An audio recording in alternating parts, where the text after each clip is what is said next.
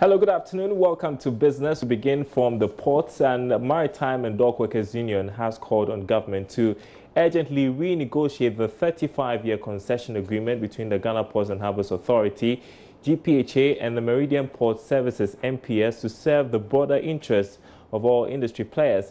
The review, it says, must include clauses which will guarantee security of jobs and investments of local businesses in the sector. The Trades Union Congress last month raised an alarm over possible layoffs of 1,400 workers at the ports following the expansion project by MPS. Speaking to Joy Business, General Secretary of the MDU, Daniel Osu Krantin, said the contract with MPS in its current form would lead to a reduction of GPHA's container-related businesses from 105 million to 30 million US dollars, with huge resultant job losses. How can we have a situation where if you have one company setting up container operating business, container terminal, then it has to kill all other businesses? Now, the other issue is that this is a semi-automated terminal, which means that the job creation is not going to be as massive as in the terminal that the old terminal. As what is happening now in terms of manually operated terminal. Yes. But what happened in the previous terminal is that when GPHA lost part of its jobs, GPHA had to shed off the labor and it had to be taken over by the MPS. In this particular one, that's not going to happen.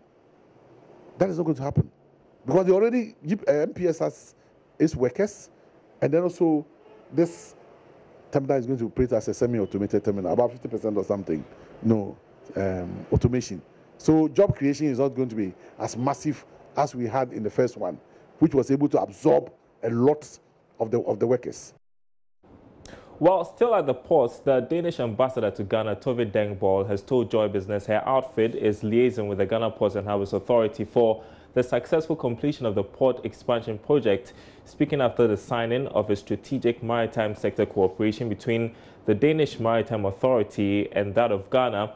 The Danish ambassador said when completed, major Danish shipping lines like Maersk will be choosing Ghana as an investment hub. Denmark is through Maersk very much involved in the expansion of the port in Tema, and that is really the crucial initiative for expanding the total trade with both between Ghana and Denmark, but also between Ghana and all other countries. So much of the international trade to Ghana, 90% actually, is carried on vessels, is sea-based, and therefore it's of crucial importance that the port expansion is taking place. It will be inaugurated, we understand, late June this year. It's a major step. We have a number of companies, both in the maritime sector, but also in other sectors, which are interested in doing business with Ghana, investing in Ghana, and much of this is actually dependent on sea transport. One of the key issues that you've always raised has been that of bottlenecks and bureaucracies in African economies. I mean, do you still stand by this concern in 2019? That's definitely a concern, and we're working with our Ghanaian partners on this in various respects. We also have a program supporting the Ghana Revenue Authority, and we are focusing particularly on the customs sector, trying to assist Ghana Revenue Authority to faster processing imported containers so that business people do not have to wait for a long time to get their cargo in, to ease the bottlenecks, to remove them. Danish investors are involved also in road construction relating to the port, so that as soon as possible, after the cargo has arrived, that it can also be further transported to its end destination. While in other news, a $3 billion Eurobond cash is expected to hit Bank of Ghana's accounts this week after Finance Minister Ken Ofori-Atta closed the fundraising deal last week in London. So what would be the immediate impact of this on the economy apart from stabilizing the city? Details in the following report.